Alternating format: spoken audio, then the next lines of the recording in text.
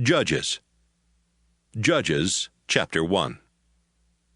After the death of Joshua, the Israelites asked the Lord, "Which of our tribes should attack the Canaanites first?" "Judah," the Lord answered. "I'll help them take the land." The people of Judah went to their relatives, the Simeon tribe, and said, "Canaanites live in the land God gave us. Help us fight them, and we will help you." Troops from Simeon came to help Judah. Together, they attacked an army of 10,000 Canaanites and Perizzites at Bezek, and the Lord helped Judah defeat them. During the battle, Judah's army found out where the king of Bezek was, and they attacked there. Bezek tried to escape, but soldiers from Judah caught him. They cut off his thumbs and big toes, and he said, "I've cut off the thumbs and big toes of 70 kings, and made those kings crawl around under my table for scraps of food. Now God is paying me back." The army of Judah took the king of Bezek along with them to Jerusalem, where he died. They attacked Jerusalem, captured it, killed everyone who lived there, and then burned it to the ground. Judah's army fought the Canaanites who lived in the hill country, the southern desert, and the foothills to the west. After that, they attacked the Canaanites who lived at Hebron, defeating the 3 clans called Sheshai, Ahiman, and Talmai. At that time, Hebron was called Kiriath Arba. From Hebron, Judah's army went to attack Debir, which at that time was called Kiriath Sepher. Caleb told his troops, "The man who captures Kiriath Sepher can marry my daughter Aksah." Caleb's nephew Othniel captured Kiriath Sepher, so Caleb let him marry Aksah. Othniel was the son of Caleb's younger brother Kenaz. Right after the wedding, Aksah started telling Othniel that he ought to ask her father for a field. She went to see her father, and while she was getting down from her donkey, Caleb asked, "What's bothering you?" She answered, "I need your help. The land you gave me is in the southern desert, so please give me some spring-fed ponds for a water supply." Caleb gave her a couple of small ponds, named Higher Pond and Lower Pond. The people who belonged to the Kenite clan were the descendants of the father-in-law of Moses. They left Jericho with the people of Judah and settled near Arad in the southern desert of Judah, not far from the Amalekites. Judah's army helped Simeon's army attack the Canaanites, who lived at Zephath. They completely destroyed the town and renamed it Hormah. The Lord helped the army of Judah capture Gaza, Ashkelon, Ekron, and the land near those towns. They also took the hill country. But the people who lived in the valleys had iron chariots, so Judah was not able to make them leave or to take their land. The tribe of Judah gave the town of Hebron to Caleb, as Moses had told them to do. Caleb defeated the 3 Anakim clans and took over the town. The Jebusites were living in Jerusalem, and the Benjamin tribe did not defeat them or capture the town. That's why Jebusites still live in Jerusalem along with the people of Benjamin. The Ephraim and Manasseh tribes were getting ready to attack Bethel, which at that time was called Luz. And the Lord helped them when they sent spies to find out as much as they could about Bethel. While the spies were watching the town, a man came out and told them, "If you show us how our army can get into the town, we'll make sure that you aren't harmed." The man showed them, and the 2 Israelite tribes attacked Bethel, killing everyone except the man and his family. The 2 tribes made the man and his family leave. So they went to the land of the Hittites, where he built a town. He named the town Luz, and that is still its name. Canaanites lived in the towns of Bethshean, Taanach, Dor, Ibleam, Megiddo, and all the villages nearby. The Canaanites were determined to stay, and the Manasseh tribe never did get rid of them. But later on, when the Israelites grew more powerful, they made slaves of the Canaanites. The Ephraim tribe did not get rid of the Canaanites who lived in Gezer, so the Canaanites lived there with the Israelites all around them. The Zebulun tribe did not get rid of the Canaanites who lived in Kitron and Nahalal, and the Canaanites stayed there with Israelites around them. But the people of Zebulun did force the Canaanites into slave labor. The Asher tribe did not get rid of the Canaanites who lived in Akko, Sidon, Alab, Akzib, Helba, Aphek, and Rehob, and the Asher tribe lived with Canaanites all around them. The Naphtali tribe did not get rid of the Canaanites who lived in Beth-Shemesh and Beth-Anath, but they did force the Canaanites into slave labor. The Naphtali tribe lived with Canaanites around them. The Amorites were strong enough to keep the tribe of Dan from settling in the valleys, so Dan had to stay in the hill country. The Amorites on Mount Heres and in Ajalon and Shaalbim were also determined to stay. Later on, as Ephraim and Manasseh grew more powerful, they forced those Amorites into slave labor. The old Amorite-Edomite border used to go from Selah through Scorpion Pass into the hill country. Judges chapter 2. The Lord's angel went from Gilgal to Bochim and gave the Israelites this message from the Lord.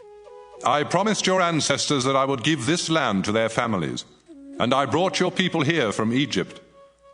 We made an agreement that I promised never to break, and you promised not to make any peace treaties with the other nations that live in the land. Besides that, you agreed to tear down the altars where they sacrificed to their idols, but you didn't keep your promise. And so, I'll stop helping you defeat your enemies.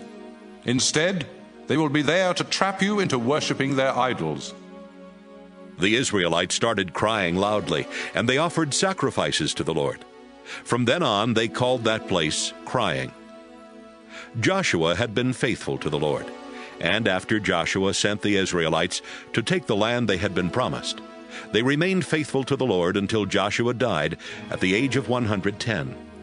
He was buried on his land in Timnath-Heres, in the hill country of Ephraim, north of Mount Gaash. Even though Joshua was gone, the Israelites were faithful to the Lord during the lifetime of those men who had been leaders with Joshua, and who had seen the wonderful things the Lord had done for Israel. After a while, the people of Joshua's generation died, and the next generation did not know the Lord or any of the things he had done for Israel. The Lord had brought their ancestors out of Egypt, and they had worshipped him. But now the Israelites stopped worshiping the Lord and worshipped the idols of Baal and Astarte, as well as the idols of other gods from nearby nations. The Lord was so angry at the Israelites that he let other nations raid Israel and steal their crops and other possessions. Enemies were everywhere, and the Lord always let them defeat Israel in battle. The Lord had warned Israel he would do this, and now the Israelites were miserable. From time to time, the Lord would choose special leaders known as judges. These judges would lead the Israelites into battle and defeat the enemies that made raids on them. In years gone by, the Israelites had been faithful to the Lord, but now they were quick to be unfaithful and to refuse even to listen to these judges. The Israelites would disobey the Lord, and instead of worshiping him, they would worship other gods. When enemies made life miserable for the Israelites, the Lord would feel sorry for them. He would choose a judge and help that judge rescue Israel from its enemies. The Lord would be kind to Israel as long as that judge lived. But afterwards, the Israelites would become even more sinful than their ancestors had been. The Israelites were stubborn. They simply would not stop worshiping other gods or following the teachings of other religions. The Lord was angry with Israel and said, The Israelites have broken the agreement I made with their ancestors. They won't obey me, so I'll stop helping them defeat their enemies. Israel still had a lot of enemies when Joshua died, and I'm going to let those enemies stay. I'll use them to test Israel, because then I can find out if Israel will worship and obey me as their ancestors did. That's why the Lord had not let Joshua get rid of all those enemy nations right away. Judges chapter 3. And the Lord had another reason for letting these enemies stay. The Israelites needed to learn how to fight in war just as their ancestors had done. Each new generation would have to learn by fighting the Philistines and their 5 rulers, as well as the Canaanites, the Sidonians, and the Hivites that lived in the Lebanon mountains from Mount Baal Hermon to Hamath Pass. Moses had told the Israelites what the Lord had commanded them to do, and now the Lord was using these nations to find out if Israel would obey. But they refused. And it was because of the Canaanites, Hittites, Amorites, Perizzites, Hivites, and Jebusites who lived all around them. Some of the Israelites married the people of these nations, and that's how they started worshiping foreign gods. The Israelites sinned against the Lord by forgetting him and worshiping idols of Baal and Astarte. This made the Lord angry, so he let Israel be defeated by King Cushan-Rishathaim of northern Syria, who ruled Israel 8 years and made everyone pay taxes. The Israelites begged the Lord for help, and he chose Othniel to rescue them. Othniel was the son of Caleb's younger brother Kenaz. The Spirit of the Lord took control of Othniel, and he led Israel in a war against Cushan-Rishathaim. The Lord gave Othniel victory, and Israel was at peace until Othniel died about 40 years later. Once more, the Israelites started disobeying the Lord. So he let them be defeated by King Eglon of Moab, who had joined forces with the Ammonites and the Amalekites to attack Israel. Eglon and his army captured Jericho. Then he ruled Israel for 18 years and forced the Israelites to pay heavy taxes. The Israelites begged the Lord for help, and the Lord chose Ehud from the Benjamin tribe to rescue them. They put Ehud in charge of taking the taxes to King Eglon. But before Ehud went, he made a double-edged dagger. Ehud was left-handed, so he strapped the dagger to his right thigh, where it would be hidden under his robes. Ehud and some other Israelites took the taxes to Eglon, who was a very fat man. As soon as they gave the taxes to Eglon, Ehud said it was time to go home. Ehud went with the other Israelites as far as the statues at Gilgal. Then he turned back and went upstairs to the cool room where Eglon had his throne. Ehud said, "Your Majesty, I need to talk with you in private." Eglon replied, "Don't say anything yet." His officials left the room, and Eglon stood up as Ehud came closer. "Yes," Ehud said, "I have a message for you from God." Ehud pulled out the dagger with his left hand and shoved it so far into Eglon's stomach that even the handle was buried in his fat. Ehud left the dagger there. Then, after closing and locking the doors to the room, he climbed through a window onto the porch and left. When the king's officials came back and saw that the doors were locked, they said, "The king is probably inside relieving himself." They stood there waiting until they felt foolish, but Eglon never opened the doors. Finally, they unlocked the doors and found King Eglon lying dead on the floor. But by that time, Ehud had already escaped past the statues. Ehud went to the town of Sirah in the hill country of Ephraim and started blowing a signal on a trumpet. The Israelites came together and he shouted, "Follow me! The Lord will help us defeat the Moabites!" The Israelites followed Ehud down to the Jordan Valley, and they captured the places where people crossed the river on the way to Moab. They would not let anyone go across, and before the fighting was over, they killed about 10,000 Moabite warriors. Not one escaped alive. Moab was so badly defeated that it was a long time before they were strong enough to attack Israel again. And Israel was at peace for 80 years. Shamgar, the son of Anath, was the next to rescue Israel. In one battle, he used a sharp wooden pole to kill 600 Philistines. Judges chapter 4. After the death of Ehud, the Israelites again started disobeying the Lord. So the Lord let the Canaanite king Jabin of Hazor conquer Israel. Sisera, the commander of Jabin's army, lived in Harosheth Hagoyim. Jabin's army had 900 iron chariots, and for 20 years he made life miserable for the Israelites, until finally they begged the Lord for help. Deborah, the wife of Lapidoth, was a prophet and a leader of Israel during those days. She would sit under Deborah's palm tree between Ramah and Bethel in the hill country of Ephraim, where Israelites would come and ask her to settle their legal cases. One day, Barak, the son of Abinoam, was in Kedesh in Naphtali, and Deborah sent word for him to come and talk with her. When he arrived, she said, "I have a message for you from the Lord God of Israel. You are to get together an army of 10,000 men from the Naphtali and Zebulun tribes and lead them to Mount Tabor. The Lord will trick Sisera into coming out to fight you at the Kishon River, Sisera will be leading King Jabin's army as usual, and they will have their chariots. But the Lord has promised to help you defeat them. I'm not going unless you go, Barak told her. All right, I'll go, she replied. but I'm warning you that the Lord is going to let a woman defeat Sisera, and no one will honor you for winning the battle. Deborah and Barak left for Kedesh, where Barak called together the troops from Zebulun and Naphtali. 10,000 soldiers gathered there, and Barak led them out from Kedesh. Deborah went too. At this time, Heber of the Kenite clan was living near the village of Oak in Zaanannim, not far from Kedesh. The Kenites were descendants of Hobab, the father-in-law of Moses. But Heber had moved and set up his tents away from the rest of the clan. When Sisera learned that Barak had led an army to Mount Tabor, he called his troops together and got all 900 iron chariots ready. Then he led his army away from Harosheth Hagoyim to the Kishon River.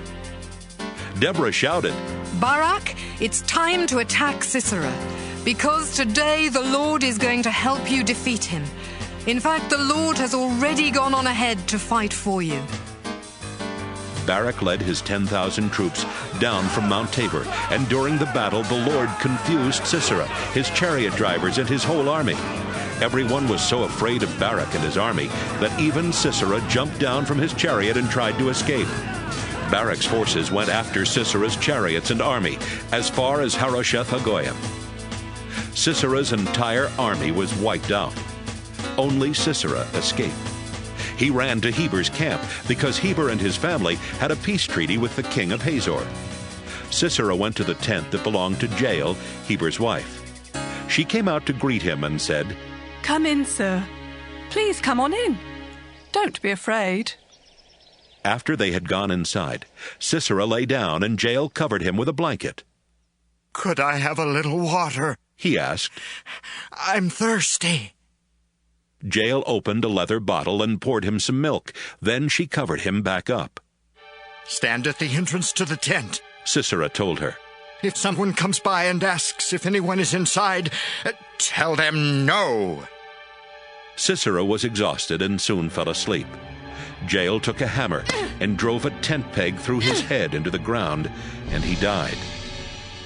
Meanwhile, Barak had been following Sisera, and Jael went out to meet him. The man you're looking for is inside, she said. Come in, and I'll show him to you.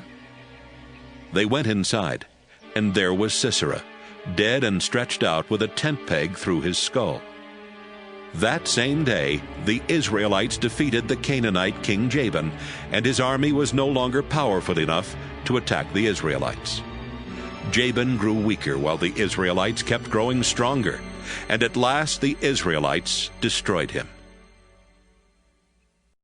Judges chapter 5. After the battle was over that day, Deborah and Barak sang this song. We praise you, Lord. Our soldiers volunteered, ready to follow you. Listen, kings and rulers, while I sing for the Lord, the God of Israel. Our Lord God of Israel, when you came from Seir, where the Edomites live, rain poured from the sky, the earth trembled and mountains shook. In the time of Shamgar, son of Anath, and now again in Jael's time, roads were too dangerous for caravans. Travelers had to take the back roads, and villagers couldn't work in their fields. Then Deborah took command, protecting Israel as a mother protects her children.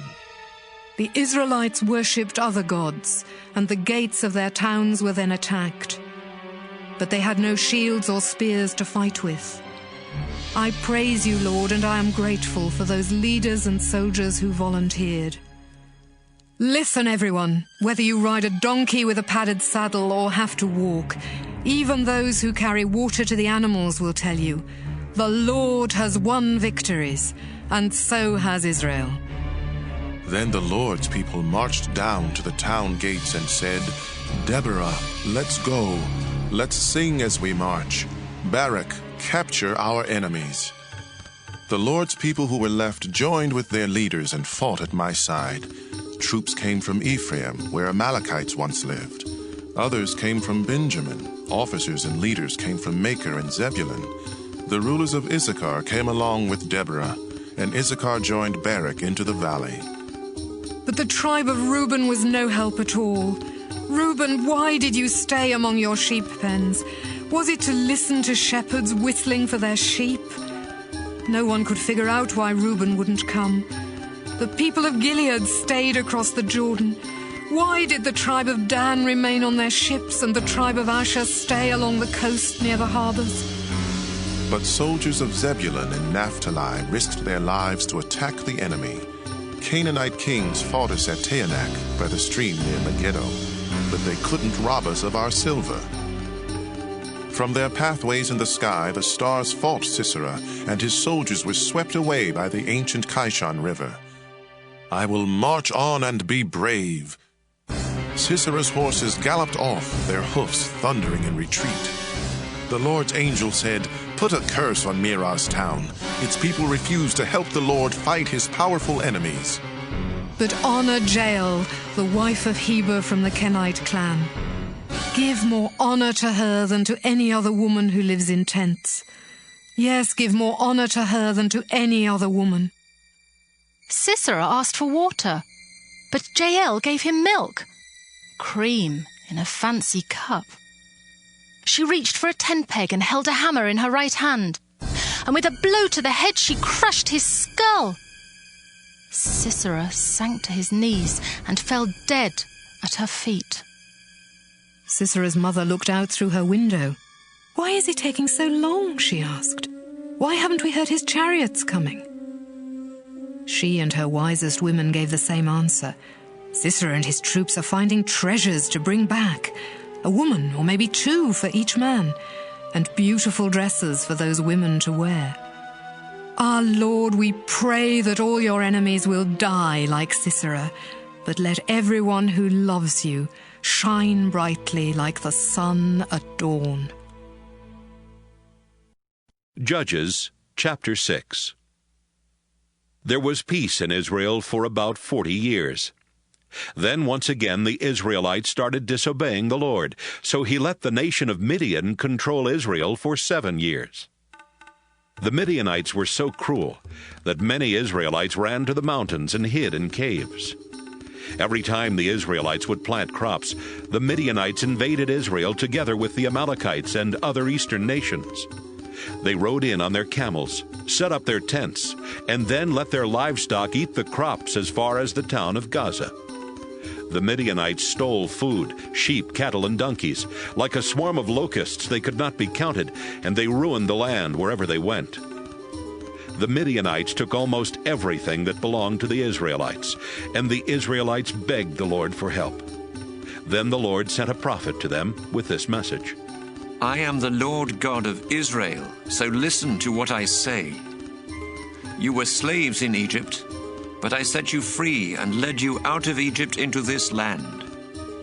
And when nations here made life miserable for you, I rescued you and helped you get rid of them and take their land.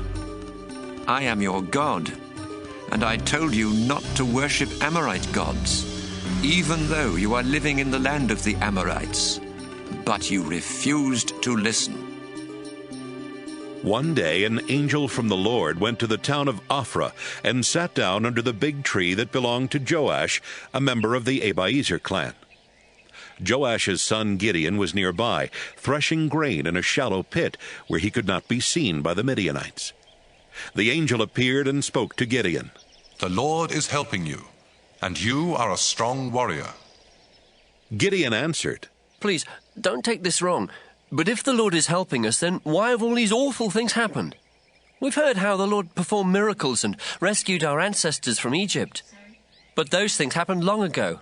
Now the Lord has abandoned us to the Midianites. Then the Lord himself said, Gideon, you will be strong, because I am giving you the power to rescue Israel from the Midianites. Gideon replied, But how can I rescue Israel? My clan is the weakest one in Manasseh, and everyone else in my family is more important than I am. Gideon, the Lord answered, You can rescue Israel because I am going to help you. Defeating the Midianites will be as easy as beating up one man." Gideon said, "It's hard to believe that I'm actually talking to the Lord. Please do something so I'll know that you really are the Lord. And wait here until I bring you an offering." "All right, I'll wait," the Lord answered. Gideon went home and killed a young goat, then started boiling the meat. Next, he opened a big sack of flour and made it into thin bread. When the meat was done, he put it in a basket and poured the broth into a clay cooking pot. He took the meat, the broth, and the bread and placed them under the big tree. God's angel said, "Gideon, put the meat and the bread on this rock and pour the broth over them." Gideon did as he was told. The angel was holding a walking stick, and he touched the meat and the bread with the end of the stick. Flames jumped from the rock and burned up the meat and the bread. When Gideon looked, the angel was gone. Gideon realized that he had seen one of the Lord's angels. "Oh," he moaned. "No, I'm going to die." "Calm down," the Lord told Gideon. "There is nothing to be afraid of. You are not going to die." Gideon built an altar for worshiping the Lord and called it "The Lord Calms Our Fears." It still stands there in Ophrah, a town in the territory of the Abiezer clan. That night, the Lord spoke to Gideon again. "Get your father's second-best bull, the one that's 7 years old. Use it to pull down the altar where your father worships Baal and cut down the sacred pole next to the altar. Then build an altar for worshipping me on the highest part of the hill where your town is built. Use layers of stone for my altar, not just a pile of rocks. Cut up the wood from the pole, make a fire, kill the bull, and burn it as a sacrifice to me." Gideon chose 10 of his servants to help him, and they did everything God had said. But since Gideon was afraid of his family and the other people in town, he did it all at night. When the people of the town got up the next morning, they saw that Baal's altar had been knocked over, and the sacred pole next to it had been cut down. Then they noticed the new altar, covered with the remains of the sacrificed bull. "Who could have done such a thing?" they asked. And they kept on asking until finally someone told them, "Gideon, the son of Joash, did it." The men of the town went to Joash and said, "Your son Gideon knocked over Baal's altar and cut down the sacred pole next to it. Hand him over so we can kill him." The crowd pushed closer and closer, but Joash replied, "Are you trying to take revenge for Baal? Are you trying to rescue Baal? If you are, you will be the ones who are put to death, and it will happen before another day dawns. If Baal really is a god, let him take his own revenge on someone who tears down his altar." That same day, Joash changed Gideon's name to Jerubbaal, explaining, "He tore down Baal's altar, so let Baal take revenge himself." All the Midianites, Amalekites, and other eastern nations got together and crossed the Jordan River. Then they invaded the land of Israel and set up camp in Jezreel Valley. The Lord's Spirit took control of Gideon, and Gideon blew a signal on a trumpet to tell the men in the Abiezer clan to follow him. He also sent messengers to the tribes of Manasseh, Asher, Zebulun, and Naphtali, telling the men of these tribes to come and join his army. Then they set out toward the enemy camp. Gideon prayed to God. "I know that you promised to help me rescue Israel, but I need proof. Tonight I'll put some wool on the stone floor of that threshing floor over there. If you really will help me rescue Israel, then tomorrow morning let there be dew on the wool, but let the stone floor be dry." And that's just what happened. Early the next morning, Gideon got up and checked the wool. He squeezed out enough water to fill a bowl. But Gideon prayed to God again. "Don't be angry at me," Gideon said. "Let me try this just one more time, so I'll really be sure you'll help me. Only this time, let the wool be dry and the stone floor be wet with dew." That night, God made the stone floor wet with dew, but he kept the wool dry. Judges, chapter 7.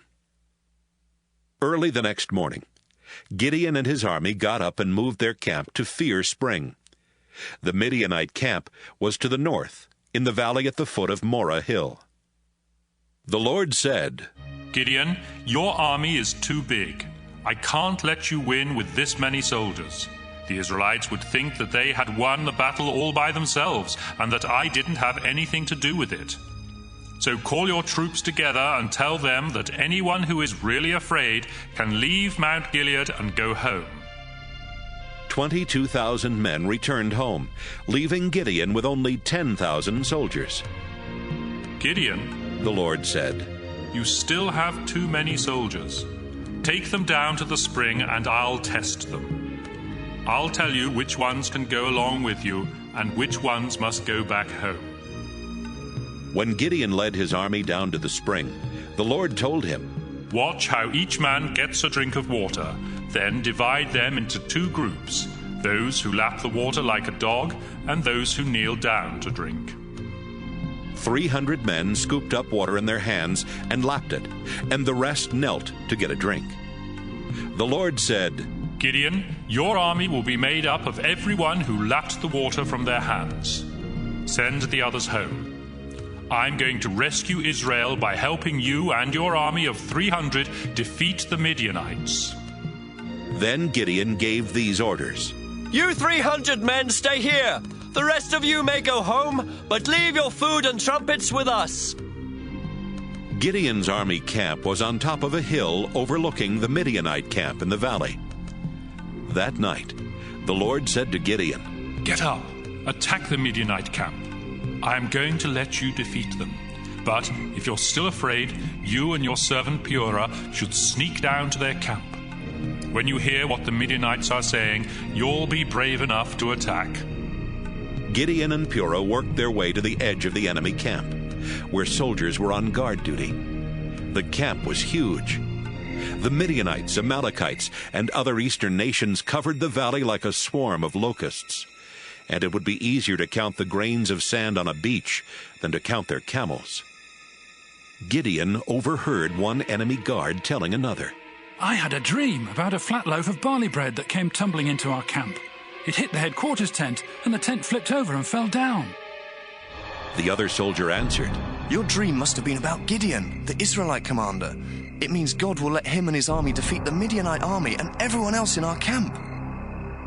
As soon as Gideon heard about the dream and what it meant, he bowed down to praise God. Then he went back to the Israelite camp and shouted, let's go! The Lord is going to let us defeat the Midianite army! Gideon divided his little army into 3 groups of 100 men, and he gave each soldier a trumpet and a large clay jar with a burning torch inside. Gideon said, when we get to the enemy camp, spread out and surround it. Then wait for me to blow a signal on my trumpet. As soon as you hear it, blow your trumpets and shout, fight for the Lord! Fight for Gideon! Gideon and his group reached the edge of the enemy camp a few hours after dark, just after the new guards had come on duty. Gideon and his soldiers blew their trumpets and smashed the clay jars that were hiding the torches. The rest of Gideon's soldiers blew the trumpets they were holding in their right hands. Then they smashed the jars and held the burning torches in their left hands. Everyone shouted, fight with your swords for the Lord and for Gideon! The enemy soldiers started yelling and tried to run away. Gideon's troops stayed in their positions, surrounding the camp, and blew their trumpets again. As they did, the Lord made the enemy soldiers pull out their swords and start fighting each other. The enemy army tried to escape from the camp. They ran to Acacia Tree Town, toward Zereda, and as far as the edge of the land that belonged to the town of Abel-Meholah near Tabbath. Gideon sent word for more Israelite soldiers to come from the tribes of Naphtali, Asher, and both halves of Manasseh to help fight the Midianites. He also sent messengers to tell all the men who lived in the hill country of Ephraim, come and help us fight the Midianites. Put guards at every spring, stream, and well as far as Beth-Berah before the Midianites can get to them, and guard the Jordan River. Troops from Ephraim did exactly what Gideon had asked, and they even helped chase the Midianites on the east side of the Jordan River. These troops captured Raven and Wolf, the 2 Midianite leaders.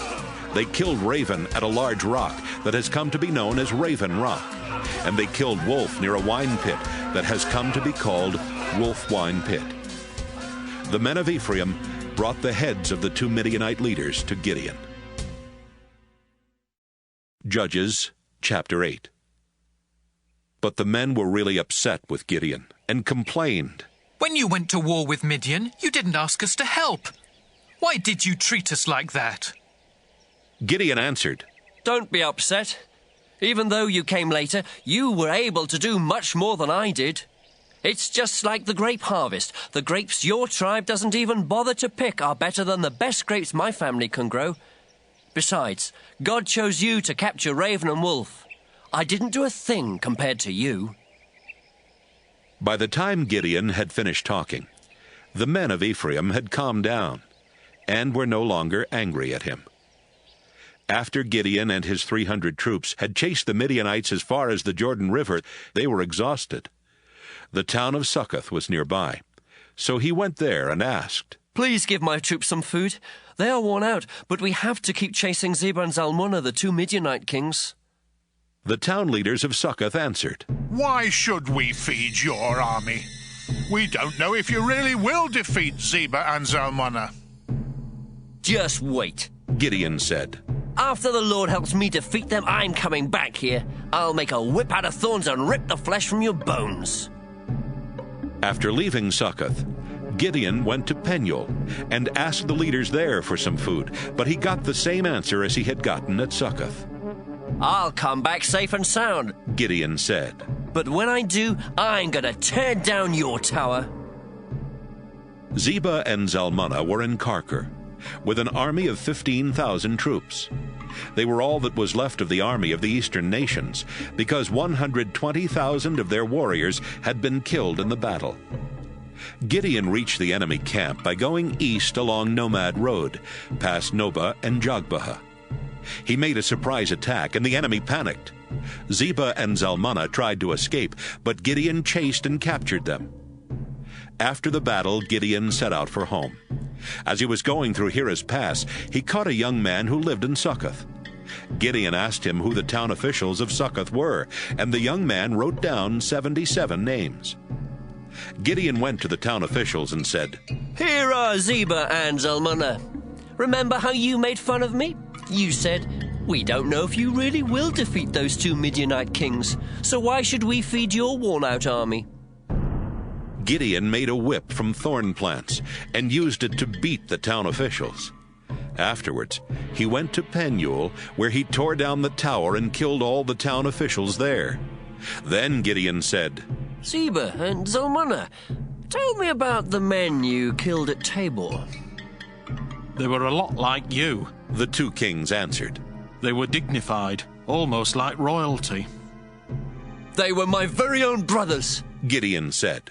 I swear by the living Lord that if you had let them live, I would let you live. Gideon turned to Jether, his oldest son. Kill them, Gideon said. But Jether was young, and he was too afraid to even pull out his sword. What's the matter, Gideon? Zebah and Zalmunna asked. Do it yourself if you're not too much of a coward. Gideon jumped up and killed them both. Then he took the fancy gold ornaments from the necks of their camels. After the battle with the Midianites, the Israelites said, Gideon, you rescued us. Now we want you to be our king. Then after your death, your son and then your grandson will rule. No, Gideon replied. I won't be your king, and my son won't be king either. Only the Lord is your ruler, but I will ask you to do one thing. Give me all the earrings you took from the enemy. The enemy soldiers had been Ishmaelites, and they wore gold earrings. The Israelite soldiers replied, Of course, we'll give you the earrings. Then they spread out a robe on the ground and tossed the earrings on it. The total weight of this gold was over 40 pounds. In addition, there was gold from the camels' ornaments and from the beautiful jewelry worn by the Midianite kings. Gideon also took their purple robes. Gideon returned to his home in Ophrah and had the gold made into a statue, which the Israelites soon started worshipping. They became unfaithful to God, and even Gideon and his family were trapped into worshiping the statue. The Midianites had been defeated so badly that they were no longer strong enough to attack Israel, and so Israel was at peace for the remaining 40 years of Gideon's life. Gideon had many wives and 70 sons. He even had a wife who lived at Shechem. They had a son, and Gideon named him Abimelech. Gideon lived to be an old man, and when he died, he was buried in the family tomb in his hometown of Ophrah, which belonged to the Abiezer clan. Soon after Gideon's death, the Israelites turned their backs on God again. They set up idols of Baal and worshipped Baal-berith as their god. The Israelites forgot that the Lord was their God, and that He had rescued them from the enemies who lived around them.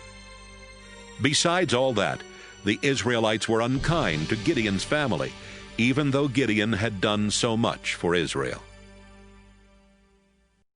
Judges, chapter 9. Abimelech, the son of Gideon, went to Shechem. While there, he met with his mother's relatives and told them to say to the leaders of Shechem, "Do you think it would be good to have all 70 of Gideon's sons ruling us? Wouldn't you rather have just one man be king? Abimelech would make a good king, and he's related to us." Abimelech's uncles talked it over with the leaders of Shechem, who agreed. Yes, it would be better for one of our relatives to be king. Then they gave Abimelech 70 pieces of silver from the temple of their god Baal-berith. Abimelech used the silver to hire a gang of rough soldiers who would do anything for money. Abimelech and his soldiers went to his father's home in Ophrah and brought out Gideon's other sons to a large rock where they murdered all 70. Gideon's youngest son Jotham hid from the soldiers, but he was the only one who escaped. The leaders of Shechem, including the priests and the military officers, met at the tree next to the sacred rock in Shechem to crown Abimelech king.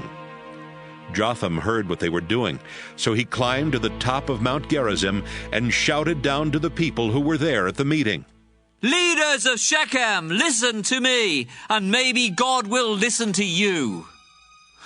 Once the trees searched for someone to be king. They asked the olive tree, 'Will you be our king?' But the olive tree replied, 'My oil brings honor to people and gods. I won't stop making oil just to have my branches wave above the other trees.' Then they asked the fig tree, 'Will you be our king?' But the fig tree replied, 'I won't stop growing my delicious fruit just to have my branches wave above the other trees.' Next they asked the grapevine, 'Will you be our king?' But the grapevine replied, 'My wine brings cheer to people and gods. I won't stop making wine just to have my branches wave above the other trees.' Finally, they went to the thorn bush and asked, 'Will you be our king?' The thorn bush replied, 'If you really want me to be your king, then come into my shade and I will protect you. But if you're deceiving me, I'll start a fire that will spread out and destroy the cedars of Lebanon.' After Jotham had finished telling this story, he said, 'My father Gideon risked his life for you when he fought to rescue you from the Midianites. Did you reward Gideon by being kind to his family? No, you did not. You attacked his family and killed all 70 of his sons on that rock. And was it right to make Abimelech your king? He's merely the son of my father's slave girl. But just because he's your relative, you made him king of Shechem. So, you leaders of Shechem, if you treated Gideon and his family the way you should have, then I hope you and Abimelech will make each other very happy. But if it was wrong to treat Gideon and his family the way you did, then I pray that Abimelech will destroy you with fire. And I pray that you will do the same to him.' Jotham ran off and went to live in the town of Beer, where he could be safe from his brother Abimelech. Abimelech had been a military commander of Israel for 3 years when God decided to punish him and the leaders of Shechem for killing Gideon's 70 sons. So God turned the leaders of Shechem against Abimelech. Then they sent some men to hide on the hilltops and watch for Abimelech and his troops, while they sent others to rob everyone that went by on the road. But Abimelech found out what they were doing. One day, Gaal, son of Ebed, went to live in Shechem. His brothers moved there too, and soon the leaders of Shechem started trusting him. The time came for the grape harvest, and the people of Shechem went into their vineyards and picked the grapes. They put the grapes in their wine pits and walked on them to squeeze out the juice in order to make wine. Then they went into the temple of their god and threw a big party. There was a lot of eating and drinking, and before long they were cursing Abimelech. Gaal said, Hamor was the founder of Shechem, and one of his descendants should be our ruler. But Abimelech's father was Gideon, so Abimelech isn't really one of us. He shouldn't be our king, and we shouldn't have to obey him or Zebul, who rules Shechem, for him. If I were the ruler of Shechem, I'd get rid of that Abimelech. I'd tell him, get yourself an even bigger army, and we will still defeat you. Zebul was angry when he found out what Gaal had said, and so he sent some messengers to Abimelech. But they had to pretend to be doing something else, or they would not have been allowed to leave Shechem. Zebul told the messengers to say, Gaal, the son of Ebed, has come to Shechem along with his brothers, and they have persuaded the people to let Gaal rule Shechem instead of you. This is what I think you should do. Lead your army here during the night and hide in the fields. Get up the next morning at sunrise and rush out of your hiding places to attack the town. Gaal and his followers will come out to fight you, but you will easily defeat them. So one night, Abimelech led his soldiers to Shechem. He divided them into 4 groups, and they all hid near the town. The next morning, Gaal went out and stood in the opening of the town gate. Abimelech and his soldiers left their hiding places, and Gaal saw them. Zebul was standing there with Gaal, and Gaal remarked, Zebul, that looks like a crowd of people coming down from the mountaintops. No, Zebul answered, it's just the shadows of the mountains. It only looks like people moving. But Zebul, look over there, Gaal said. There's a crowd coming down from the sacred mountain, and another group is coming along the road from the tree where people talk with the spirits of the dead. Then Zebul replied, What good is all your bragging now? You were the one who said Abimelech shouldn't be the ruler of Shechem. Out there is the army that you made fun of. So go out and fight them. Gaal and the leaders of Shechem went out and fought Abimelech. Soon the people of Shechem turned and ran back into the town. However, Abimelech and his troops were close behind and killed many of them along the way. Abimelech stayed at Arumah, and Zebul forced Gaal and his brothers out of Shechem. The next morning, the people of Shechem were getting ready to work in their fields as usual, but someone told Abimelech about it. Abimelech divided his army into 3 groups and set up an ambush in the fields near Shechem. When the people came out of the town, he and his army rushed out from their hiding places and attacked. Abimelech and the troops with him ran to the town gate and took control of it, while 2 other groups attacked and killed the people who were in the fields. He and his troops fought in Shechem all day until they had killed everyone in town. Then he and his men tore down the houses and buildings and scattered salt everywhere. Earlier that day, the leaders of the temple of El-Berith at Shechem had heard about the attack. So they went into the temple fortress. But Abimelech found out where they were. He led his troops to Mount Zalmon, where he took an axe and chopped off a tree branch. He lifted the branch onto his shoulder and shouted, Hurry! Cut off a branch just as I did! When they all had branches, they followed Abimelech back to Shechem. They piled the branches against the fortress and set them on fire, burning down the fortress and killing about 1,000 men and women. After destroying Shechem, Abimelech went to Thebez. He surrounded the town and captured it. But there was a tall fortress in the middle of the town, and the town leaders and everyone else went inside. Then they barred the gates and went up to the flat roof. Abimelech and his army rushed to the fortress and tried to force their way inside. Abimelech himself was about to set the heavy wooden doors on fire when a woman on the roof dropped a large rock on his head and cracked his skull. The soldier who carried his weapons was nearby, and Abimelech told him, "Take out your sword and kill me. I don't want people to say that I was killed by a woman." So the soldier ran his sword through Abimelech. And when the Israelite soldiers saw that their leader was dead, they went back home. That's how God punished Abimelech for killing his brothers and bringing shame on his father's family.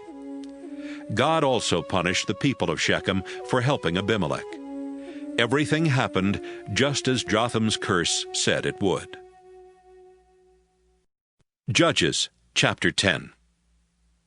Tola was the next person to rescue Israel. He belonged to the Issachar tribe, but he lived in Shamer, a town in the hill country of Ephraim. His father was Puah, and his grandfather was Dodo. Tola was a leader of Israel for 23 years. Then he died and was buried in Shamer. The next leader of Israel was Jair, who lived in Gilead. He was a leader for 22 years. He had 30 sons, and each son had his own mule and was in charge of one town in Gilead. Those 30 towns are still called the settlements of Jair. When he died, he was buried in the town of Canaan. Before long, the Israelites began disobeying the Lord by worshipping Baal, Astarte, and gods from Syria, Sidon, Moab, Ammon, and Philistia. The Lord was angry at Israel and decided to let Philistia and Ammon conquer them. So the same year that Jair died, Israel's army was crushed by these two nations. For 18 years, Ammon was cruel to the Israelites who lived in Gilead, the region east of the Jordan River that had once belonged to the Amorites. Then the Ammonites began crossing the Jordan and attacking the tribes of Judah, Benjamin, and Ephraim. Life was miserable for the Israelites. They begged the Lord for help and confessed, "We were unfaithful to you, our Lord. We stopped worshipping you and started worshipping idols of Baal." The Lord answered, "In the past, when you came crying to me for help, I rescued you. At one time or another, I've rescued you from the Egyptians, the Amorites, the Ammonites, the Philistines, the Sidonians, the Amalekites, and the Maonites. But I'm not going to rescue you any more. You've left me and gone off to worship other gods. If you're in such big trouble, go cry to them for help." "We have been unfaithful," the Israelites admitted. "If we must be punished, do it yourself. But please rescue us from the Ammonites." Then the Israelites got rid of the idols of the foreign gods, and they began worshipping only the Lord. Finally, there came a time when the Lord could no longer stand to see them suffer. The rulers of Ammon called their soldiers together and led them to Gilead, where they set up camp. The Israelites gathered at Mizpah and set up camp there. The leaders of Gilead asked each other, "Who can lead an attack on the Ammonites?" Then they agreed, "If we can find someone who can lead the attack, we'll make him the ruler of Gilead." Judges chapter 11. The leaders of the Gilead clan decided to ask a brave warrior named Jephthah, son of Gilead, to lead the attack against the Ammonites. Even though Jephthah belonged to the Gilead clan, he had earlier been forced to leave the region where they had lived. Jephthah was the son of a prostitute, but his half-brothers were the sons of his father's wife. One day his half-brothers told him, "You don't really belong to our family, so you can't have any of the family property." Then they forced Jephthah to leave home. Jephthah went to the country of Tob, where he was joined by a number of men who would do anything for money. So the leaders of Gilead went to Jephthah and said, "Please come back to Gilead. If you lead our army, we will be able to fight off the Ammonites." "Didn't you hate me?" Jephthah replied. "Weren't you the ones who forced me to leave my family? You're coming to me now just because you're in trouble." "But we do want you to come back," the leaders said. "And if you lead us in battle against the Ammonites, we will make you the ruler of Gilead." "All right," Jephthah said. "If I go back with you and the Lord lets me defeat the Ammonites, Will you really make me your ruler? You have our word. The leaders answered. And the Lord is a witness to what we have said. So Jephthah went back to Mizpah with the leaders of Gilead. The people of Gilead gathered at the place of worship and made Jephthah their ruler. Jephthah also made promises to them. After the ceremony, Jephthah sent messengers to say to the king of Ammon, Are you trying to start a war? You have invaded my country, and I want to know why. The king of Ammon replied, Tell Jephthah that the land really belongs to me, all the way from the Arnon River in the south to the Jabbok River in the north and west to the Jordan River. When the Israelites came out of Egypt, they stole it. Tell Jephthah to return it to me, and there won't be any war. Jephthah sent the messengers back to the king of Ammon, and they told him that Jephthah had said, Israel hasn't taken any territory from Moab or Ammon. When the Israelites came from Egypt, they traveled in the desert to the Red Sea and then to Kadesh. They sent messengers to the king of Edom and said, Please, let us go through your country. But the king of Edom refused. They also sent messengers to the king of Moab, but he wouldn't let them cross his country either. And so the Israelites stayed at Kadesh.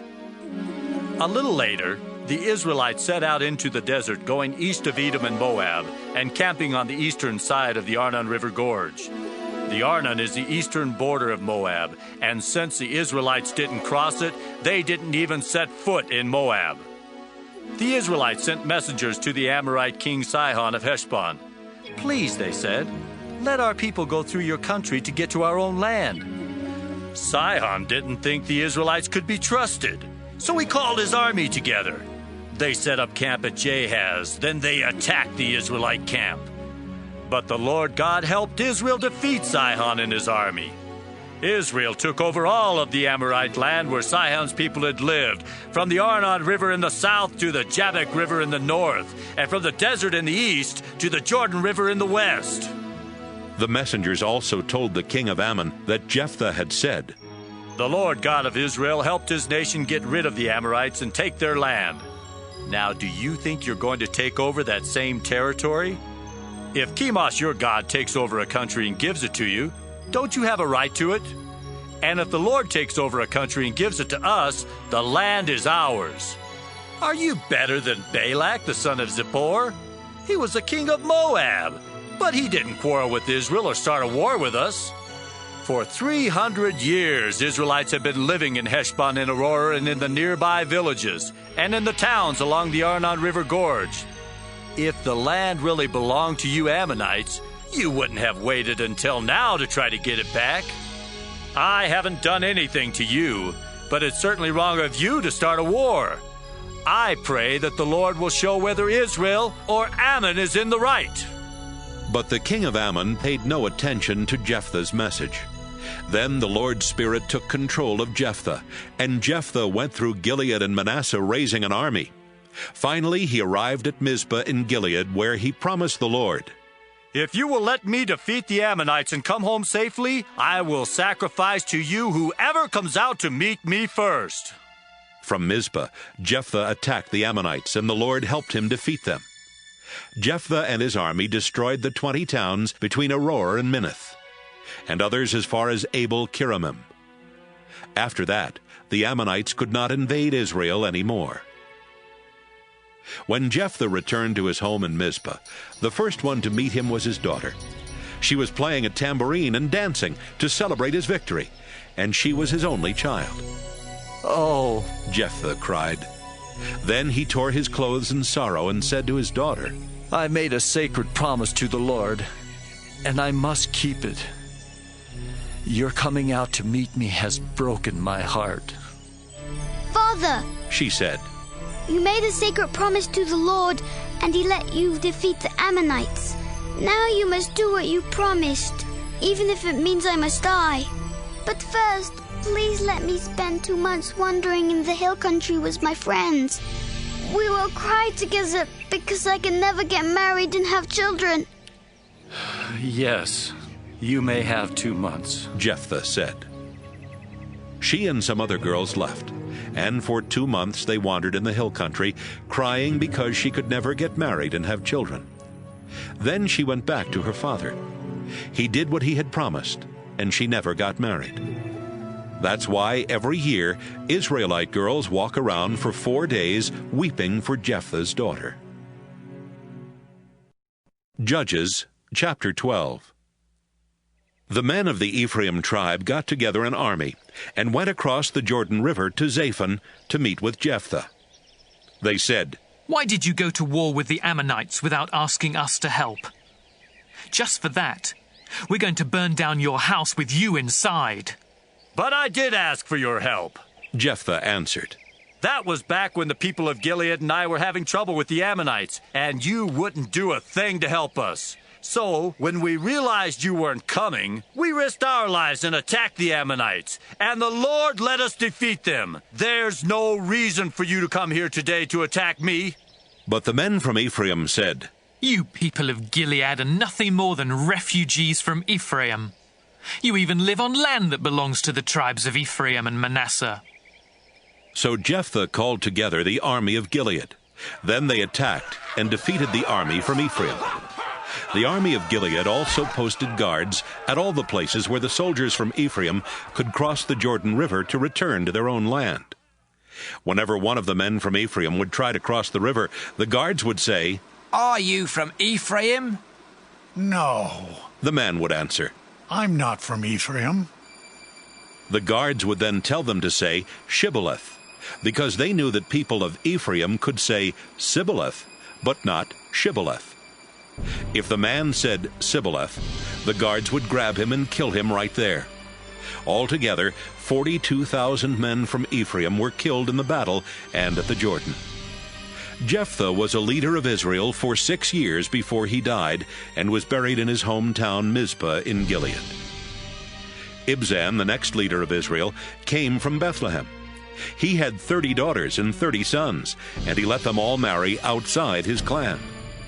Ibzan was a leader for 7 years before he died and was buried in Bethlehem. Elon from the Zebulun tribe was the next leader of Israel.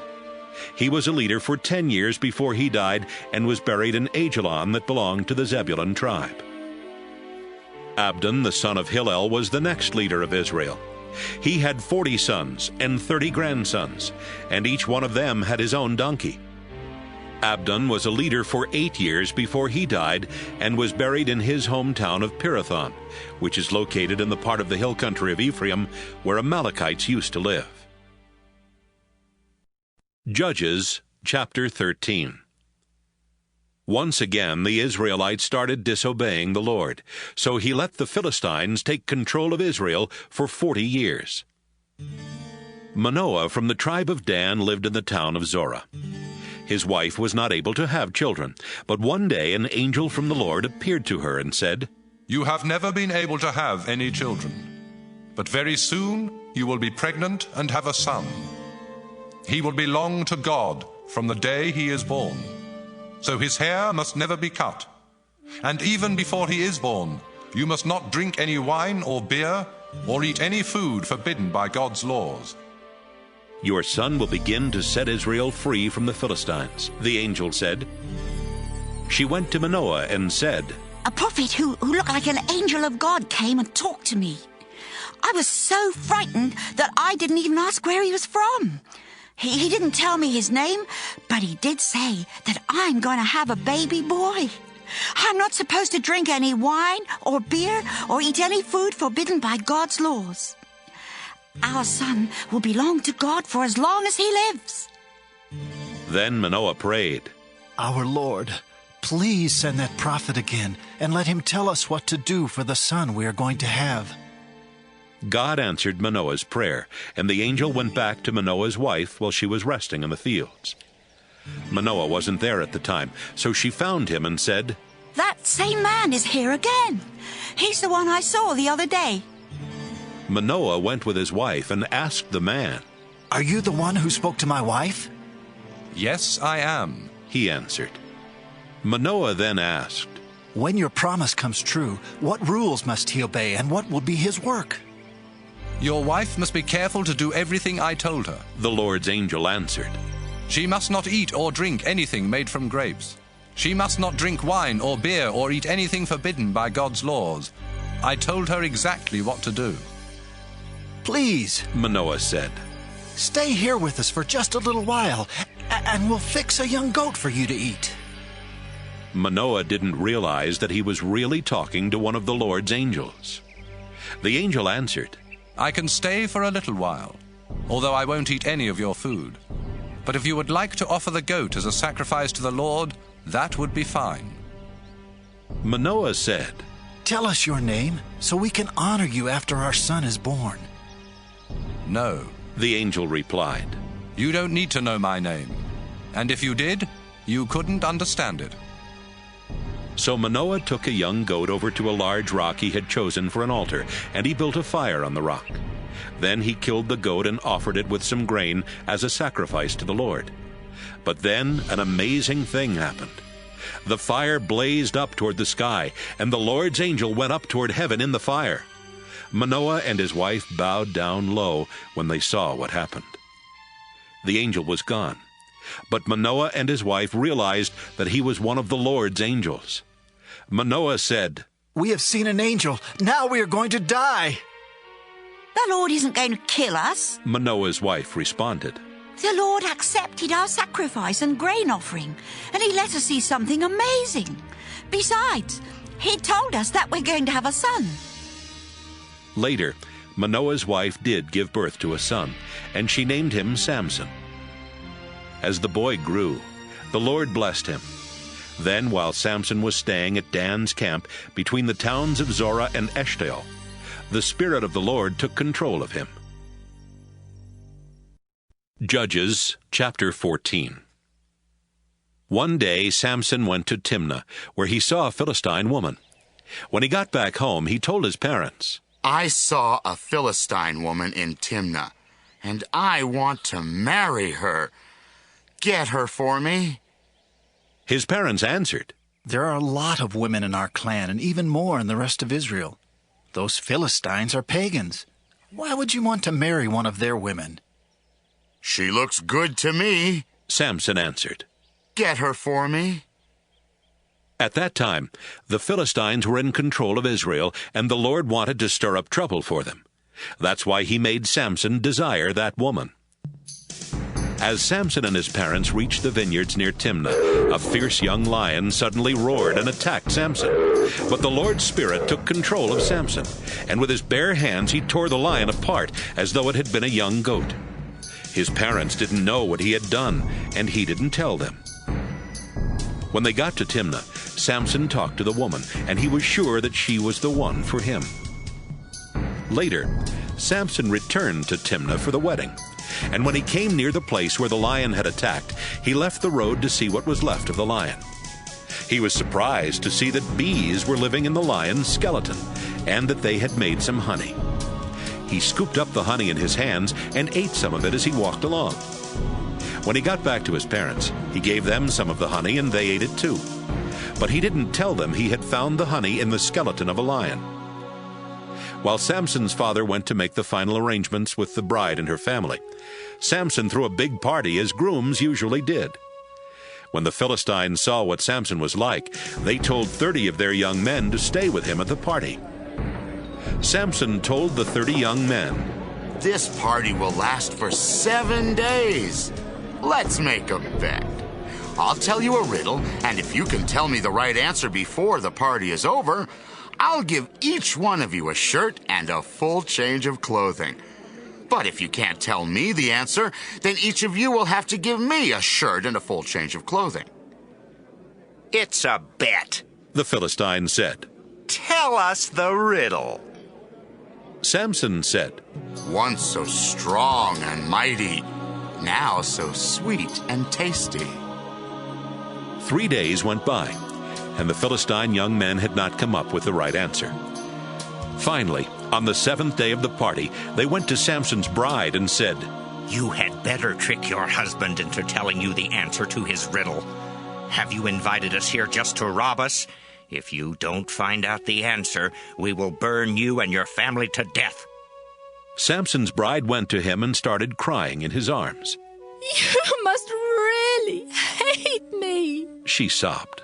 If you love me at all, you would have told me the answer to your riddle. Oh, but I haven't even told my parents the answer, Samson replied. Why should I tell you? For the entire 7 days of the party, she had been whining and trying to get the answer from him. But that seventh day, she put so much pressure on Samson that he finally gave in and told her the answer. She went straight to the young men and told them. Before sunset that day, the men of the town went to Samson with this answer.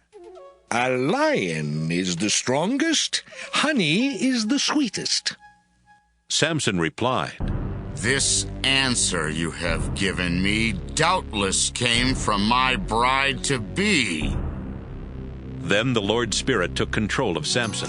He went to Ashkelon, where he killed 30 men and took their clothing. Samson then gave it to the 30 young men at Timnah and stormed back home to his own family. The father of the bride had Samson's wife marry one of the 30 young men that had been at Samson's party.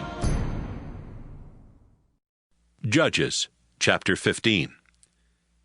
Later during the wheat harvest, Samson went to visit the young woman he thought was still his wife. He brought along a young goat as a gift and said to her father, I want to go into my wife's bedroom. You can't do that, he replied. When you left the way you did, I thought you were divorcing her. So I arranged for her to marry one of the young men who were at your party. But my younger daughter is even prettier, and you can have her as your wife. This time, Samson answered, I have a good reason for really hurting some Philistines. Samson went out and caught 300 foxes and tied them together in pairs with oil-soaked rags around their tails. Then Samson took the foxes into the Philistine wheat fields that were ready to be harvested. He set the rags on fire and let the foxes go. The wheat fields went up in flames, and so did the stacks of wheat that had already been cut. Even the Philistine vineyards and olive orchards burned. Some of the Philistines started asking around, Who could have done such a thing? It was Samson. Someone told them. He married the daughter of that man in Timnah. But then the man gave Samson's wife to one of the men at the wedding. The Philistines' leaders went to Timnah and burned to death Samson's wife and her father. When Samson found out what they had done, he went to them and said, You killed them, and I won't rest until I get even with you. Then Samson started hacking them to pieces with his sword. Samson left Philistia and went to live in the cave at Etam Rock. But it wasn't long before the Philistines invaded Judah and set up a huge army camp at Jawbone. The people of Judah asked, Why have you invaded our land?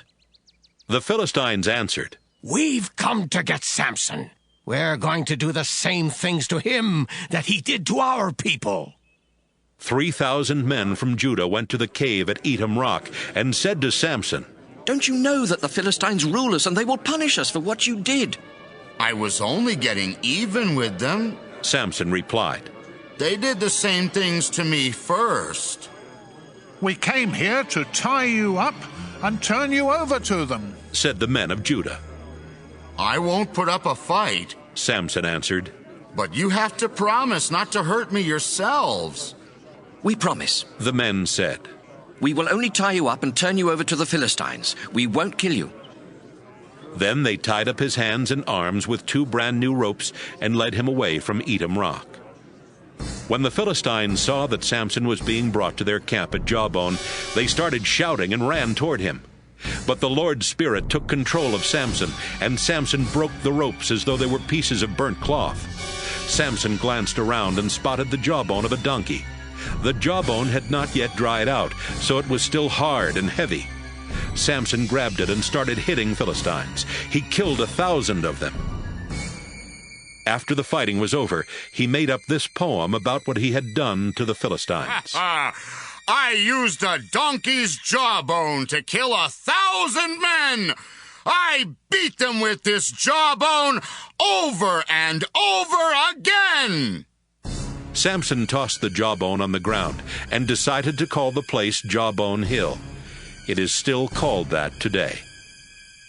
Samson was so thirsty that he prayed, Our Lord, you helped me win a battle against a whole army. Please don't let me die of thirst now. Those heathen Philistines will carry off my dead body. Samson was tired and weary, but God sent water gushing from a rock. Samson drank some and felt strong again. Samson named the place Caller Spring because he had called out to God for help. The spring is still there at Jawbone. Samson was a leader of Israel for 20 years, but the Philistines were still the rulers of Israel. Judges chapter 16. One day, while Samson was in Gaza, he saw a prostitute and went to her house to spend the night.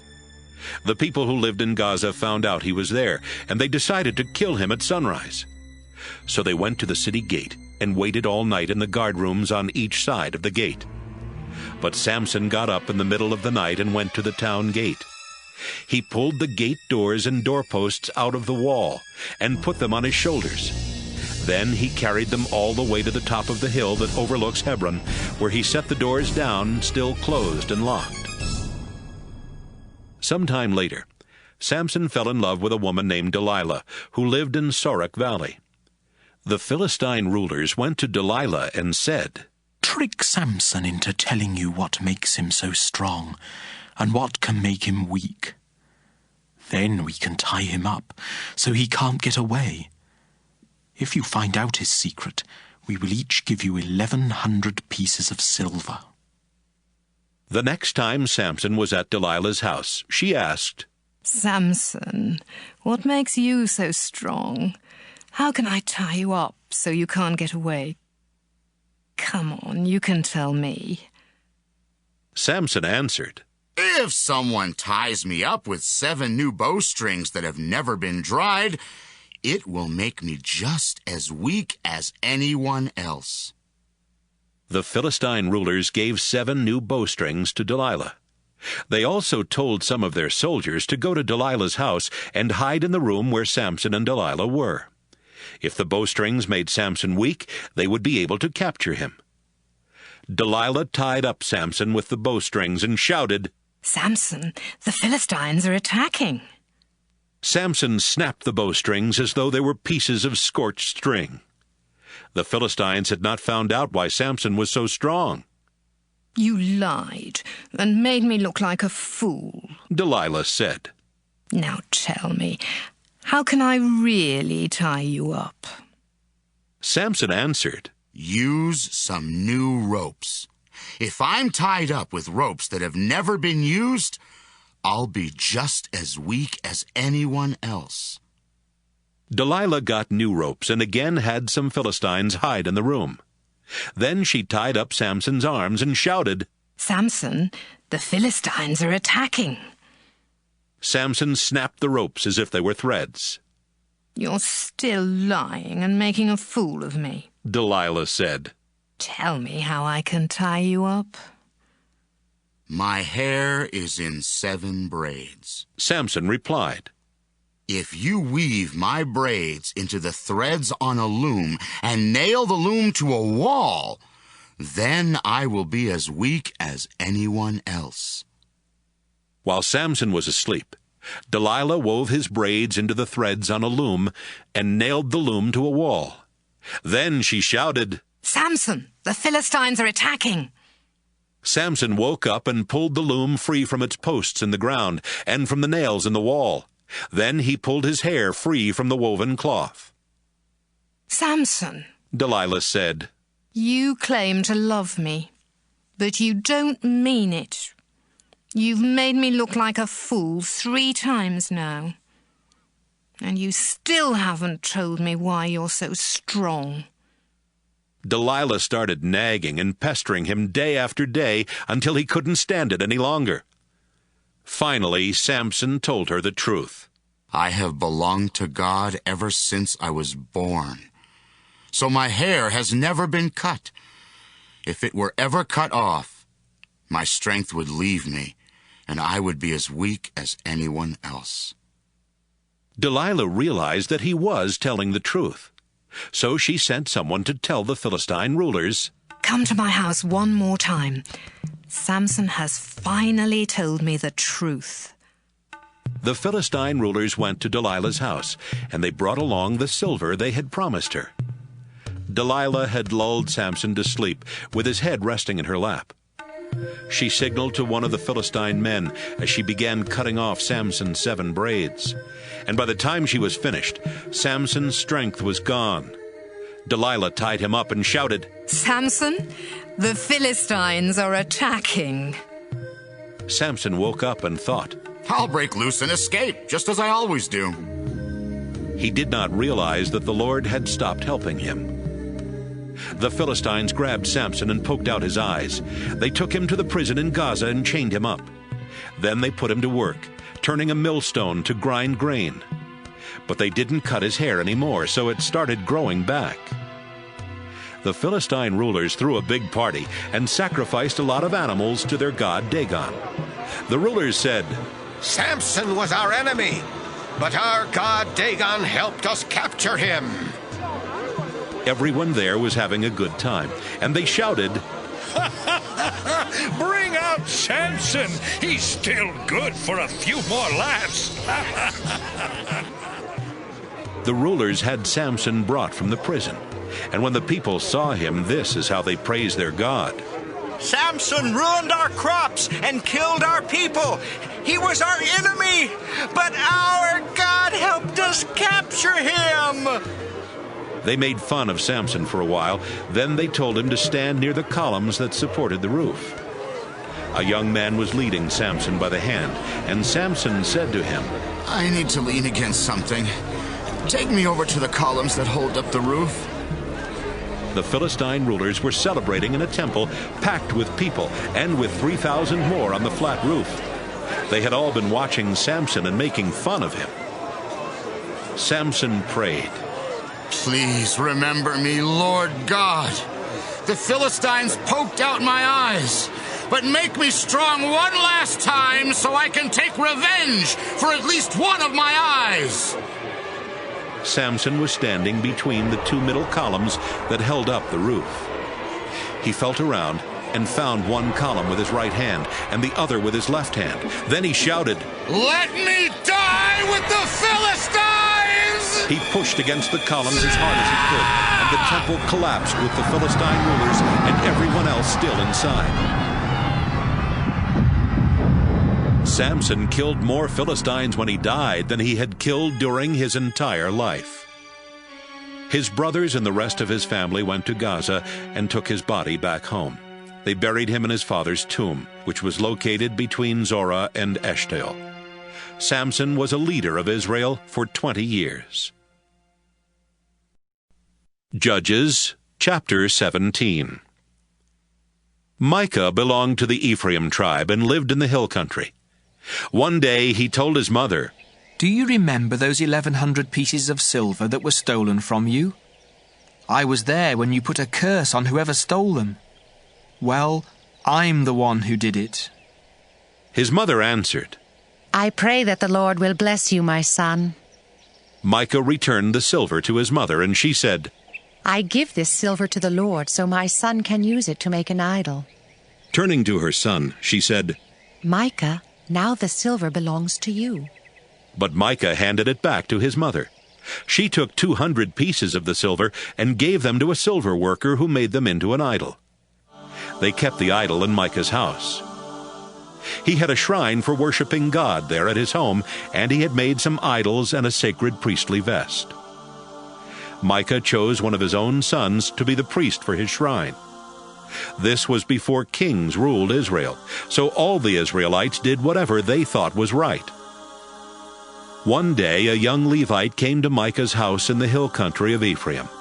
He had been staying with one of the clans of Judah in Bethlehem, but he had left Bethlehem to find a new place to live where he could be a priest. Where are you from? Micah asked. I am a Levite from Bethlehem in Judah. The man answered, And I'm on my way to find a new place to live. Micah said, Why don't you stay here with me? You can be my priest and tell me what God wants me to do. Every year I'll give you 10 pieces of silver and 1 complete set of clothes, and I'll provide all your food." The young man went for a walk. Then he agreed to stay with Micah and be his priest. He lived in Micah's house, and Micah treated him like one of his own sons. Micah said, "I have a Levite as my own priest. Now I know that the Lord will be kind to me." Judges chapter 18. These things happened before kings ruled Israel. About this time, the tribe of Dan was looking for a place to live. The other tribes had land, but the people of Dan did not really have any to call their own. The tribe chose 5 warriors to represent their clans and told them, "Go and find some land where we can live." The warriors left the area of Zorah and Eshtaol and went into the hill country of Ephraim. One night they stayed at Micah's house because they heard the young Levite talking, and they knew from his accent that he was from the south. They asked him, "What are you doing here? Who brought you here?" The Levite replied, "Micah hired me as his priest." Then he told them how well Micah had treated him. "Please, talk to God for us," the men said. "Ask God if we will be successful in what we are trying to do." "Don't worry," answered the priest. "The Lord is pleased with what you are doing." The 5 men left and went to the town of Laish, whose people were from Sidon, but Sidon was too far away to protect them. Even though their town had no walls, the people thought they were safe from attack, so they had not asked anyone else for protection, which meant that the tribe of Dan could easily take over Laish. The 5 men went back to Zorah and Eshtaol, where their relatives asked, "Did you find any land?" "Let's go," the 5 men said. "We saw some very good land with enough room for all of us, and it has everything we'll ever need. What are you waiting for? Let's attack and take it. You'll find that the people think they're safe, but God is giving the land to us." 600 men from the tribe of Dan strapped on their weapons and left Zorah and Eshtaol with their families. One night they camped near Kiriath Jearim, in the territory of Judah, and that's why the place just west of Kiriath Jearim is still known as Dan's camp. Then they went into the hill country of Ephraim. When they came close to Micah's house, the 5 men who had been spies asked the other warriors, "Did you know that someone in this village has several idols and a sacred priestly vest? What do you think we should do about it?"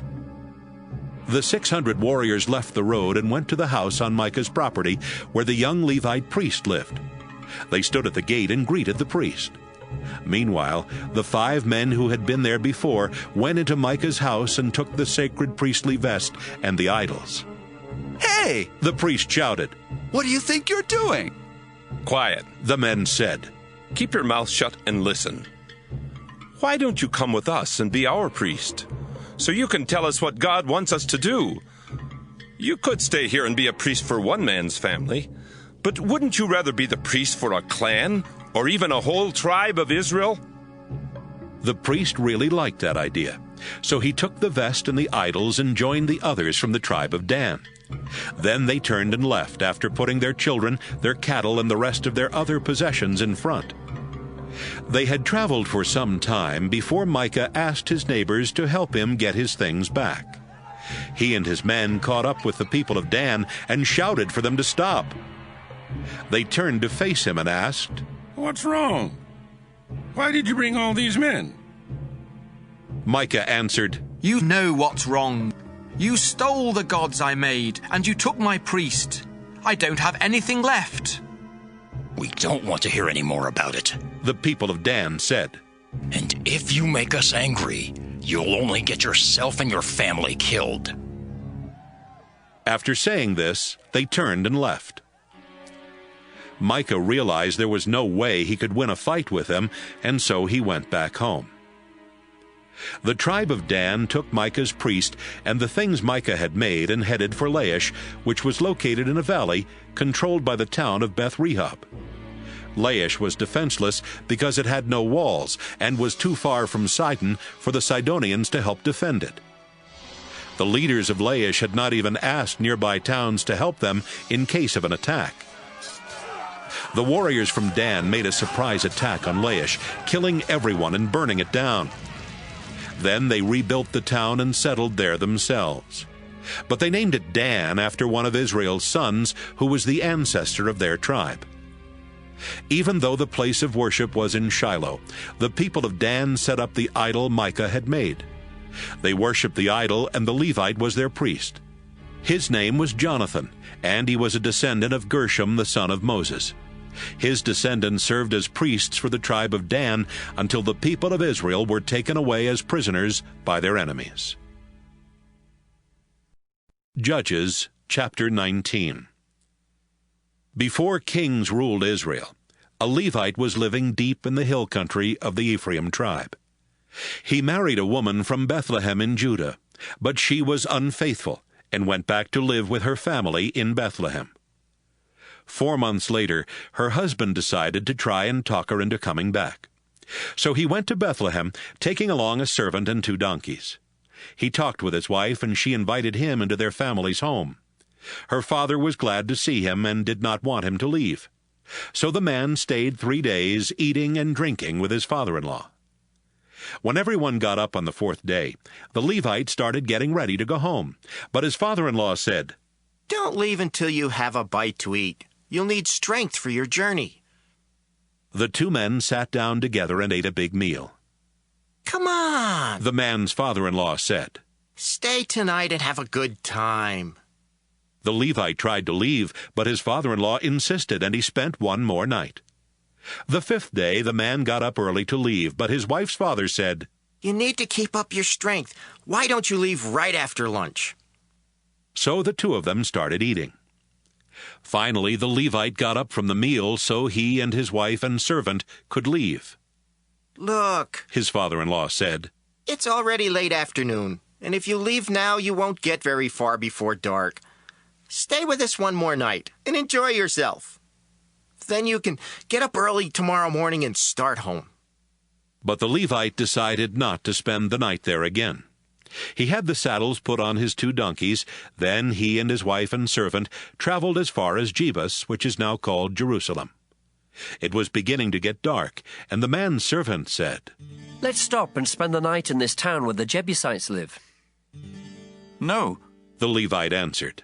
"They aren't Israelites, and I refuse to spend the night there. We'll stop for the night at Gibeah, because we can make it to Gibeah, or maybe even to Ramah before dark." They walked on and reached Gibeah in the territory of Benjamin just after sunset.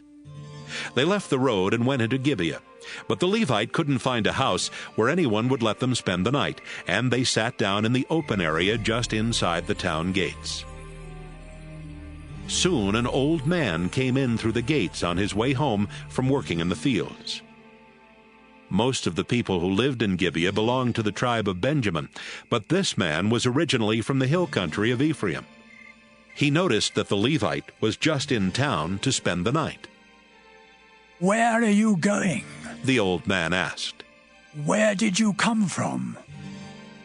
"We've come from Bethlehem in Judah," the Levite answered. "We went there on a visit. Now we're going to the place where the Lord is worshipped, and later we will return to our home in the hill country of Ephraim. But no one here will let us spend the night in their home. We brought food for our donkeys and bread and wine for ourselves, so we don't need anything except a place to sleep." The old man said, "You are welcome to spend the night in my home and to be my guest, but don't stay out here." The old man brought them into his house and fed their donkeys. Then he and his guests washed their feet and began eating and drinking. They were having a good time when some worthless men of that town surrounded the house and started banging on the door and shouting, "A man came to your house tonight. Send him out so we can have sex with him." The old man went outside and said, "My friends, please don't commit such a horrible crime against a man who is a guest in my house. Let me send out my daughter instead. She's a virgin, and I'll even send out the man's wife. You can rape them or do whatever else you want, but please don't do such a horrible thing to this man." The men refused to listen, so the Levite grabbed his wife and shoved her outside. The men raped her and abused her all night long. Finally, they let her go just before sunrise. And it was almost daybreak when she went back to the house where her husband was staying. She collapsed at the door and lay there until sunrise. About that time, her husband woke up and got ready to leave. He opened the door and went outside, where he found his wife lying at the door with her hands on the doorstep. "Get up," he said. "It's time to leave." But his wife didn't move. He lifted her body onto his donkey and left. When he got home, he took a butcher knife and cut her body into 12 pieces. Then he told some messengers, "Take one piece to each tribe of Israel and ask everyone if anything like this has ever happened since Israel left Egypt. Tell them to think about it, talk it over, and tell us what should be done." Everyone who saw a piece of the body said, "This is horrible! Nothing like this has ever happened since the day Israel left Egypt." Judges chapter 20. The Israelites called a meeting of the nation, and since they were God's people, the meeting was held at the place of worship in Mizpah. Men who could serve as soldiers came from everywhere in Israel, from Dan in the north, Beersheba in the south, and Gilead east of the Jordan River. 400,000 of them came to Mizpah, and they each felt the same about what those men from the tribe of Benjamin had done. News about the meeting at Mizpah reached the tribe of Benjamin. As soon as the leaders of the tribes of Israel took their places, the Israelites said, "How could such a horrible thing happen?" The husband of the murdered woman answered, "My wife and I went into the town of Gibeah in Benjamin to spend the night. Later that night, the men of Gibeah surrounded the house. They wanted to kill me, but instead they raped and killed my wife. It was a terrible thing for Israelites to do, so I cut up her body and sent pieces everywhere in Israel. You are the people of Israel, and you must decide today what to do about the men of Gibeah." The whole army was in agreement, and they said, "None of us will go home. We'll send 1/10 of the men from each tribe to get food for the army, and we'll ask God who should attack Gibeah, because those men deserve to be punished for committing such a horrible crime in Israel." Everyone agreed that Gibeah had to be punished.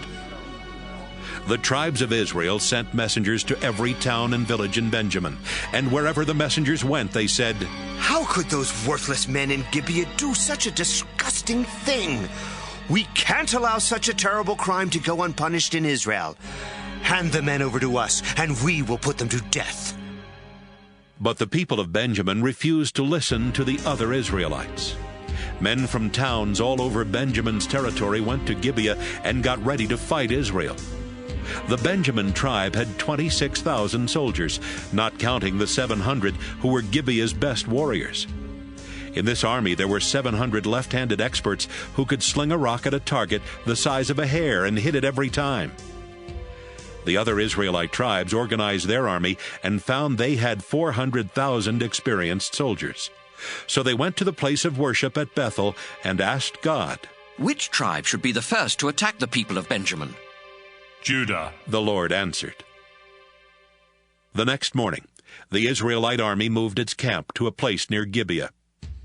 Then they left their camp and got into position to attack the army of Benjamin.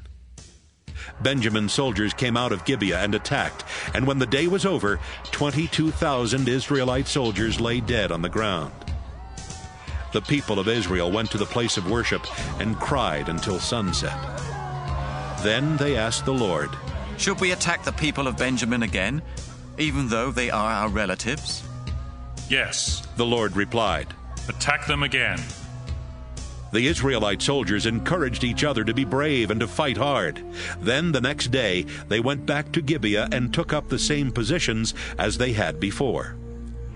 That same day, Benjamin's soldiers came out of Gibeah and attacked, leaving another 18,000 Israelite soldiers dead on the battlefield. The people of Israel went to the place of worship at Bethel, where the sacred chest was being kept. They sat on the ground crying and not eating for the rest of the day. Then, about sunset, They offered sacrifices to please the Lord and to ask his blessing. Phinehas the priest then prayed, Our Lord, the people of Benjamin are our relatives. Should we stop fighting or attack them again? Attack. The Lord answered, Tomorrow I will let you defeat them. The Israelites surrounded Gibeah, but stayed where they could not be seen. Then the next day, they took the same positions as twice before, but this time they had a different plan. They said, When the men of Benjamin attack, we will run off and let them chase us away from the town and into the country roads. The soldiers of Benjamin attacked the Israelite army and started pushing it back from the town. They killed about 30 Israelites in the fields and along the road between Gibeah and Bethel. The men of Benjamin were thinking, We're mowing them down like we did before. The Israelites were running away, but they headed for Baal Tamar, where they regrouped. They had set an ambush, and they were sure it would work. 10,000 of Israel's best soldiers had been hiding west of Gibeah, and as soon as the men of Benjamin chased the Israelites into the countryside, these 10,000 soldiers made a surprise attack on the town gates. They dashed in and captured Gibeah, killing everyone there. Then they set the town on fire, because the smoke would be the signal for the other Israelite soldiers to turn and attack the soldiers of Benjamin. The fighting had been so heavy around the soldiers of Benjamin that they did not know the trouble they were in. But then they looked back and saw clouds of smoke rising from the town. They looked in front and saw the soldiers of Israel turning to attack. This terrified them, because they realized that something horrible was happening. And it was horrible. Over 25,000 soldiers of Benjamin died that day, and those who were left alive knew that the Lord had given Israel the victory. The men of Benjamin headed down the road toward the desert, trying to escape from the Israelites. But the Israelites stayed right behind them, keeping up their attack. Men even came out of the nearby towns to help kill the men of Benjamin, who were having to fight on all sides. The Israelite soldiers never let up their attack. They chased and killed the warriors of Benjamin as far as a place directly east of Gibeah, until 18,000 of these warriors lay dead. Some other warriors of Benjamin turned and ran down the road toward Rimmon Rock in the desert. The Israelites killed 5,000 of them on the road, then chased the rest until they had killed 2,000 more. 25,000 soldiers of Benjamin died that day, all of them experienced warriors. Only 600 of them finally made it into the desert to Rimmon Rock, where they stayed for 4 months. The Israelites turned back and went to every town in Benjamin's territory, killing all the people and animals and setting the towns on fire. Judges chapter 21. When the Israelites had met at Mizpah before the war with Benjamin, they had made this sacred promise. None of us will ever let our daughters marry any man from Benjamin. After the war with Benjamin, the Israelites went to the place of worship at Bethel and sat there until sunset. They cried loudly and bitterly and prayed, Our Lord, you are the God of Israel. Why did you let this happen? Now one of our tribes is almost gone. Early the next morning, the Israelites built an altar and offered sacrifices to please the Lord and to ask his blessing. Then they asked each other, Did any of the tribes of Israel fail to come to the place of worship? We made a sacred promise that anyone who didn't come to the meeting at Mizpah would be put to death. The Israelites were sad about what had happened to the Benjamin tribe. And they said, One of our tribes was almost wiped out. Only a few men of Benjamin weren't killed in the war. We need to get wives for them, so that the tribe won't completely disappear. But how can we do that after promising in the Lord's name that we wouldn't let them marry any of our daughters? Again the Israelites asked, Did any of the tribes stay away from the meeting at Mizpah? After asking around, they discovered that no one had come from Jabesh in Gilead. So they sent 12,000 warriors with these orders. Attack Jabesh in Gilead and kill everyone, except the women who have never been married. The warriors attacked Jabesh in Gilead and returned to their camp in Canaan with 400 young women. The Israelites met and sent messengers to the men of Benjamin at Rimmon Rock, telling them that the Israelites were willing to make peace with them. So the men of Benjamin came back from Rimmon Rock, and the Israelites let them marry the young women from Jabesh. But there weren't enough women. The Israelites were very sad, because the Lord had almost wiped out one of their tribes. Then their national leaders said, "All the women of the Benjamin tribe were killed. How can we get wives for the men of Benjamin who are left?